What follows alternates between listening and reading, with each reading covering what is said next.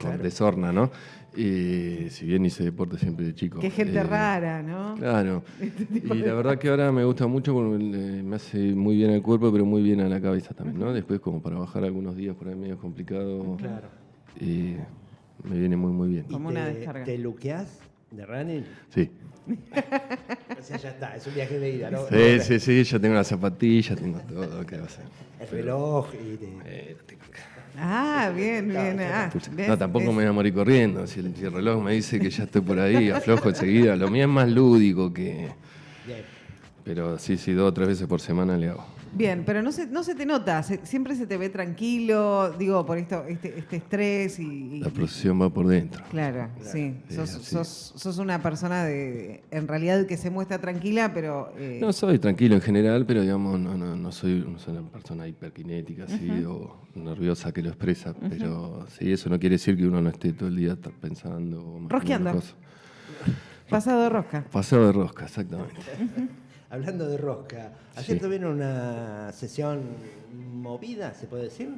Con el tema este de la universidad. Que se Sí, abordó. fue una sesión interesante, digamos.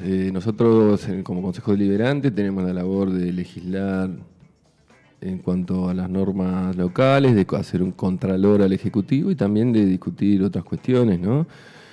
Y que, si no, el Consejo Deliberante es el ámbito adecuado para la discusión, ¿no? Discusión de ideas fuertes, intercambio, fundamentaciones. Y bueno, nosotros queríamos abordar esta discusión de lo que está sucediendo con la realidad financiera presupuestaria de las universidades a partir de una presentación que hacen los gremios docentes, no docentes y la Federación Universitaria, donde solicitan al cuerpo que se expida, digamos, como apoyo, nada nuevo, digamos, esto se ha hecho a lo largo y ancho del país, y con respecto a la Universidad Nacional del Centro ya se había expedido el Consejo de Azul, ya se había expedido el Consejo de Olavarría y faltaba el Consejo Deliberante nuestro. Fue una sesión interesante, larga, el debate de esto fue interesante, porque digamos, se expresaron las distintas posturas, básicamente la que expresa el gobierno y la que ha expresado un conjunto amplio de la política, no solo opositora, porque digamos, hay también unos sectores más acuerdistas con el gobierno que también se han expresado. Yo creo que la movilización del otro día, uno que milita en política desde los 17 años, yo tengo más kilómetros caminados que de movilizaciones en contra de cosas y a favor también, ¿no? O plazas de Mayo, o plazas de los congresos. La verdad que yo siempre digo que la Plaza de Mayo es mi segundo hogar, porque debe ser el segundo lugar que más voy en mi vida. Tuvo una magnitud sin precedentes, sinceramente. Yo he participado en la década a partir de la década del 90 hasta acá. En 30 años, en un montón de movilizaciones, una movilización sin precedentes en la magnitud, sin precedentes en la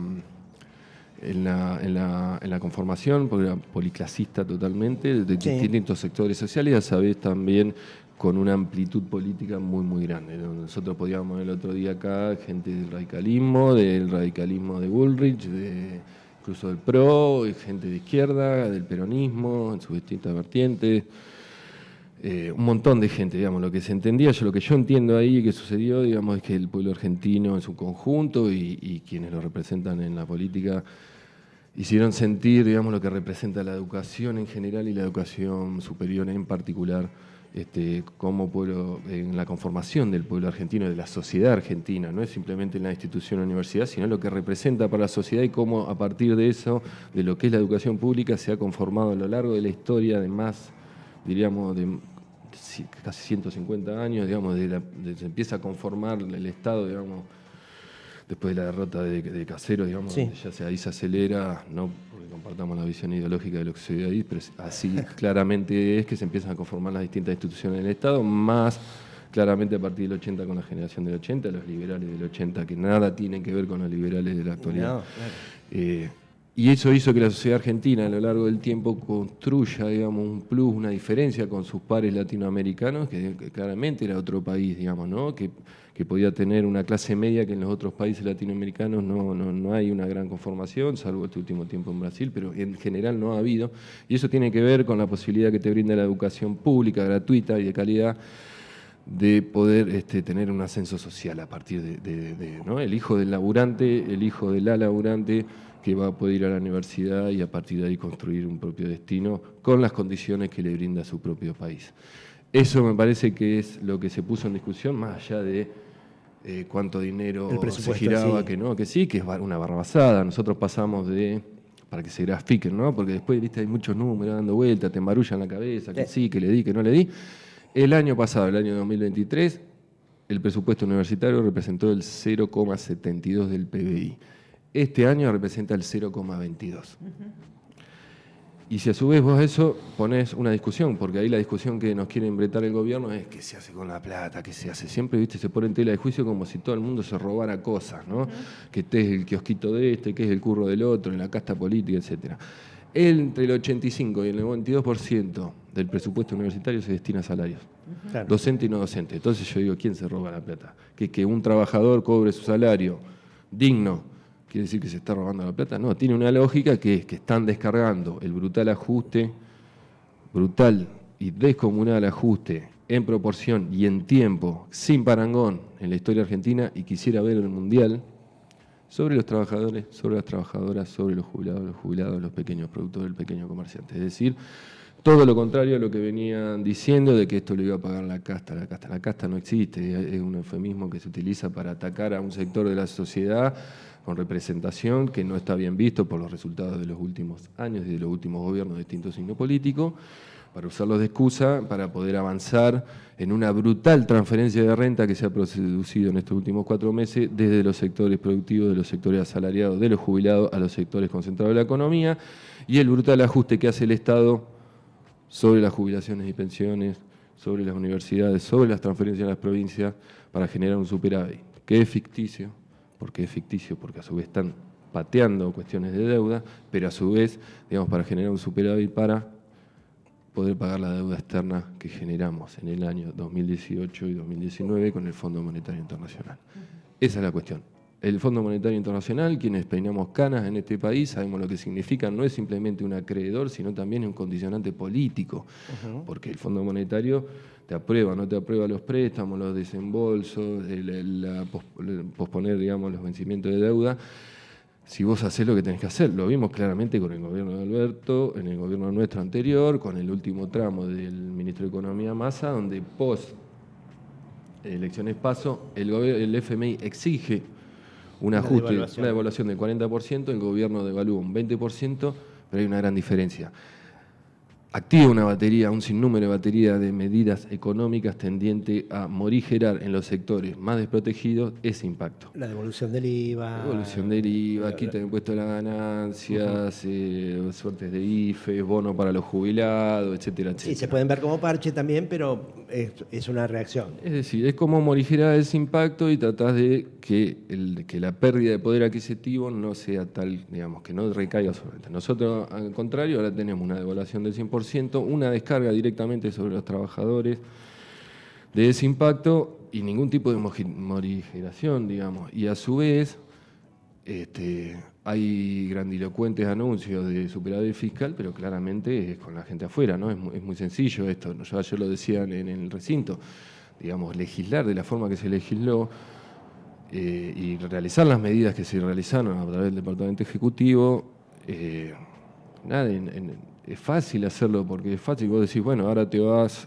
a cagar de hambre o vas a tener lo que antes tenía 10, ahora va a tener 7 o va a tener 6, entonces yo ahora tengo, bueno, de esa forma. Lo que pasa es que nadie en la política se le ha ocurrido, ni siquiera a Macri, ¿cómo hace decir tan fácil resolver la cuestión? Te la saco y listo. Pero bueno, hay un acompañamiento popular también de muchos sectores de la sociedad, porque le han hecho creer que a través de este esfuerzo que realiza la sociedad, el día de mañana hay un horizonte, ¿no? Esa que nos dice el presidente Milei de ese parangón, digamos, con Moisés llevando al pueblo de Israel, cruzando el Mar Muerto, etcétera, etcétera, como después está la tierra prometida. Yo lamento decirle y pincharle el globo de la fiesta que no va a haber esa tierra prometida, porque en la Argentina ya se aplicaron estas recetas, se aplicaron con otra forma, digamos, no tan brutas, no tan bruscas, pero los resultados siempre son los mismos, porque nosotros tenemos un gran condicionante, que es la deuda externa. Sí, los liberales me parece ya están aprendiendo que la inflación no se la genera solamente por la emisión o por el déficit fiscal, porque siguieron teniendo un déficit fiscal, siguieron emitiendo. En los últimos 4 días se emitieron 1.1 billón de pesos. Eso es deuda externa. Y ya se habían emitido casi 14 billones de pesos. Sí. Digamos, ¿no? Seguimos emitiendo. Reducimos el poder adquisitivo de la gente. Achicamos la economía a través del Estado. Recaudamos menos. El Estado recauda menos porque se achica la economía. Recauda menos.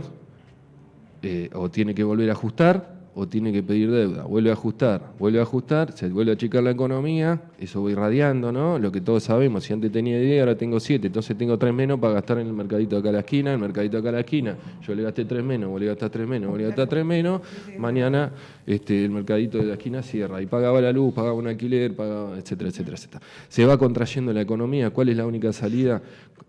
Deuda externa, que nosotros la tenemos que pagar con dólares, no con pesos, porque la generamos en el exterior, no es lo mismo la deuda que se genera en Argentina que la que se genera afuera.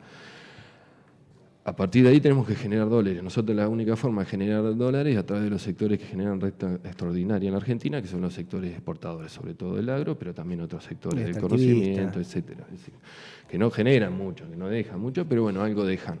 Nosotros agarramos eso y pagamos deuda. Ahora, si continuamente nosotros vamos generando deuda, ponemos una tensión sobre los dólares, que es lo que pasó durante el gobierno de Alberto Fernández, claro, ¿no? Una tensión, se empiezan a achicar los dólares de la reserva del Banco Central. Entonces, ¿qué hago? Pido más deuda. Y a su vez, para el mercado interno, ¿qué hace? La gente en un proceso inflacionario va sobre el dólar porque los que tienen capacidad de ahorro, que no es el ciudadano común y corriente, eso no mueve el amperímetro. Son las grandes empresas, van sobre el dólar porque tienen que querer su tasa de rentabilidad y su capital fijado en esa moneda. Presionan sobre eso y vos tenés poca dólares, ¿qué hace el dólar? Sube. El dólar sube porque vos presionás constantemente. Sí. Entonces eso va generando una espiral inflacionaria porque eso se traduce a precio. Mientras nosotros no generemos la crisis que genera la deuda y el tema del dólar, digamos, la generación de divisas, es decir, cómo podemos tener un programa de deuda que sea sustentable, es decir, que la Argentina crezca y a partir de su crecimiento pueda pagar la deuda, Néstor Kirchner. Sí. Nada nuevo bajo el sol.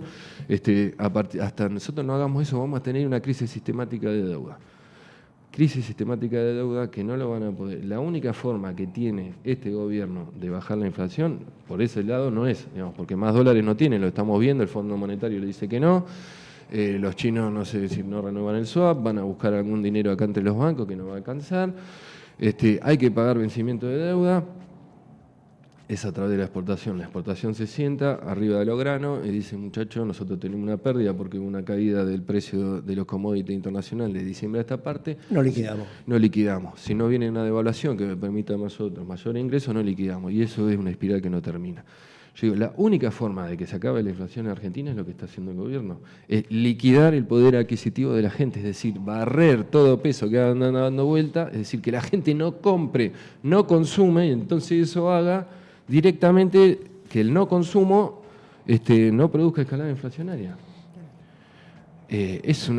No cierra por ningún lado, digamos, porque sí, la restricción externa, la restricción externa la vas a tener y vas a tener el hambre del pueblo continuamente. Entonces, digamos, semejante esfuerzo, que ponele que diga, bueno, los sectores del campo hacen el esfuerzo, liquidan, no sé qué, el sector de los trabajadores hace el esfuerzo y los empresarios nacionales hacen el esfuerzo, y pasan hambre, restringen su consumo interno, no sé qué, para algo que no va a tener futuro, digamos, no tiene futuro eso. Entonces, digamos, cuando uno analiza, perdón que me haya ido tanto, ¿no? En ese contexto, lo que sucede con la universidad, no estamos discutiendo ni auditorías, ni el manejo de la universidad, ni nada. Lo que estamos haciendo es un brutal ajuste para cierta cuestión. Entonces, lo que nosotros planteamos ayer es, sinceremos la discusión. Sean sinceros y díganle a la gente para qué están haciendo esto y que no importa si es la universidad, si es la salud, si es la UH, si son las jubilaciones, si son las transferencias a la provincia. Nosotros vamos a ajustar porque este gobierno tiene que ajustar porque la única forma que tiene de bajar la inflación es sobre la gente, porque no va a resolver una crisis de deuda de este tipo porque claramente no es alguien que esté pensando cómo se le planta al Fondo Monetario Internacional, sino todo lo contrario, cómo viene y pone el servicio, esta mesa, ¿no? Que es la Argentina, cómo pone las joyitas pocas que nos quedan. Sí, a tal punto que el propio Fondo Monetario le dice, está sobregirado, claro. Para que te corras por la izquierda, el Fondo Monetario Internacional tiene que estar muy sobregirado. Lo que pasa es que yo tengo una caracterización de este tipo, yo creo que obviamente tiene sus características propias de algo novedoso, que es esto de anarcocapitalismo, ¿no? Que son los nuevos liberales de extrema, digamos, que ya directamente, digamos, no quieren el achicamiento del Estado, sino No, la a romperlo. desaparición del Estado, que es novedoso.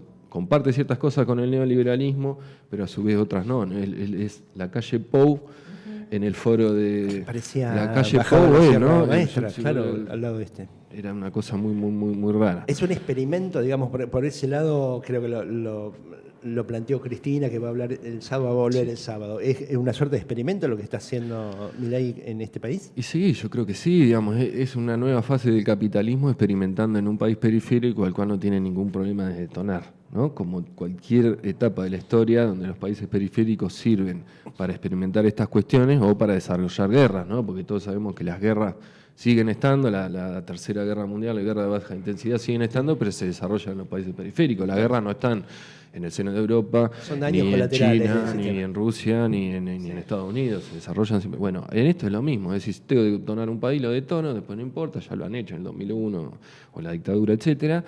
Van con estructura de saqueo, también hay que decirlo, no es simplemente eso, es, bueno, ¿qué tiene la Argentina? Bueno, tiene litio, tiene vaca muerta, algún otro recurso natural y algún 2 o 3 joyitas de la corona, YPF, Banco Aerolínea, Nación, ponele. el Fondo de Garantía de Sustentabilidad de ANSES, que es de los jubilados, pero sobre todo es de los trabajadores y las trabajadoras activos, porque es el reaseguro para que vos y yo y vos el día de mañana nos podamos jubilar, que es muchísimo dinero. Claro. Van a liquidar eso, van a poner las garras sobre eso. Va a ser, en todo caso, si eso lo logra hacer, va a servir para llevar, digamos, un poco la economía en el tiempo, como lo hizo el menemismo con la joya de la abuela en su momento cuando privatizó.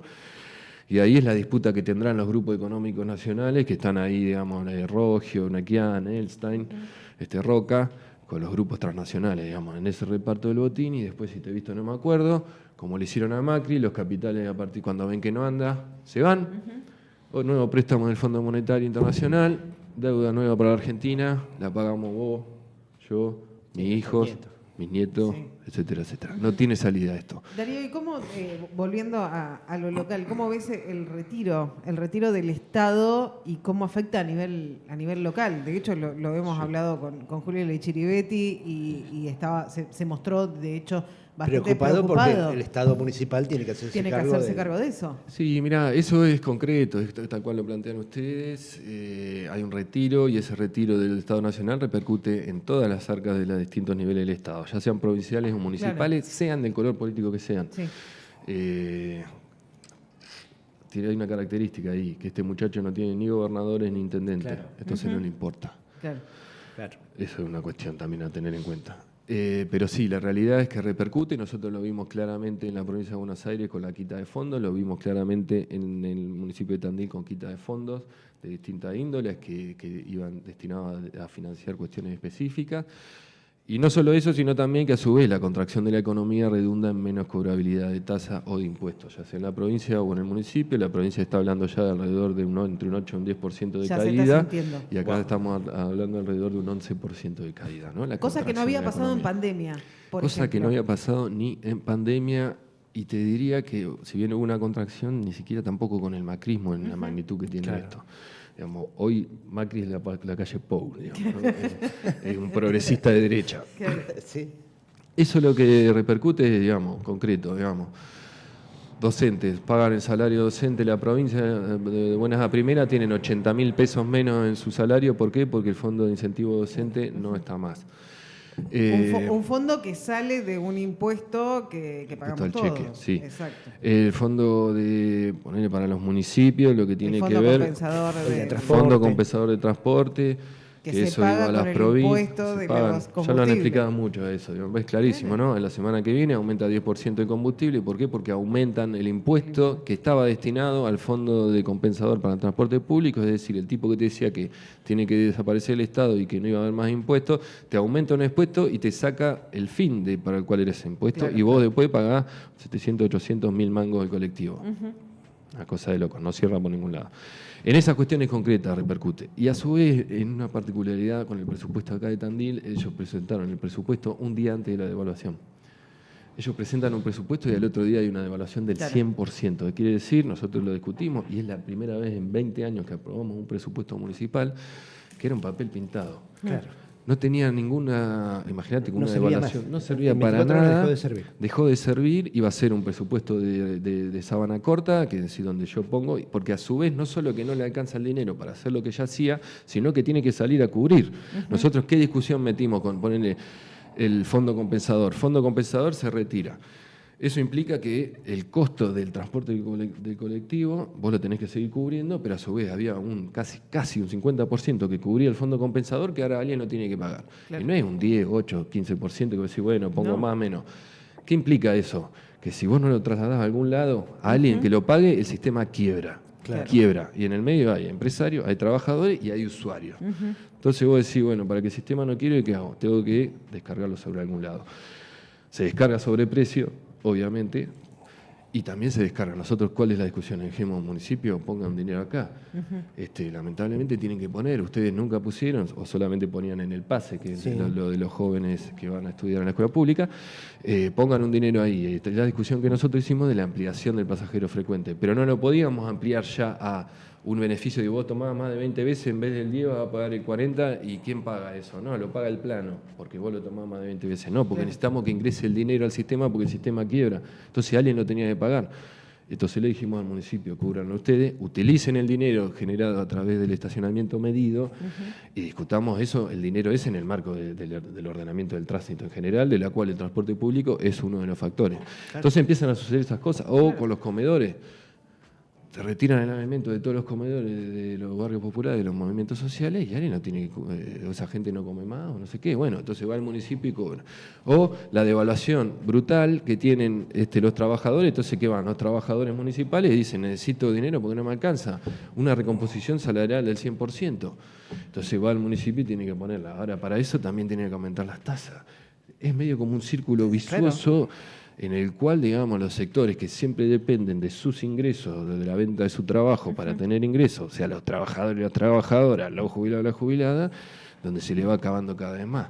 Y esa discusión el año que viene va a ser peor para el municipio, va a ser peor para la provincia de Buenos Aires y va a ser peor para todos, no importa el color político. Por eso también yo creo que hay muchos sectores políticos que si bien concuerdan con algunas medidas de ajuste, reforma laboral, etcétera, porque ideológicamente lo entienden así, básicamente todo lo que no es peronismo, salvo la izquierda, pero empiezan a chocar con la realidad concreta, que dicen, che, pero ese Porque tipo ahí de sí tienen ajuste... gestión, hay gestión, el radicalismo tiene gestión, tiene gobernadores, tiene intendentes, el PRO también lo tiene. Entonces, Lo tienen, el crecimiento más grande de la fuerza política de la última elección fue del radicalismo. claro. El peronismo retrocede en sus gobernaciones y el radicalismo crece, y el peronismo y el radicalismo crecen en intendencia. Esa es la cuestión que se da. Bueno, hay que gestionar, y vos tenés que gestionar en este contexto, digamos, es muy, muy difícil, sea del color político que sea. Entonces te lleva una discusión constante en el Consejo Deliberante, en los consejos deliberantes, que te obliga en cierta medida a dialogar. Digamos, porque digamos, yo podría tranquilamente ponerme así tranquilo y decir, bueno, acá gobierna Lungui, que reviente todo.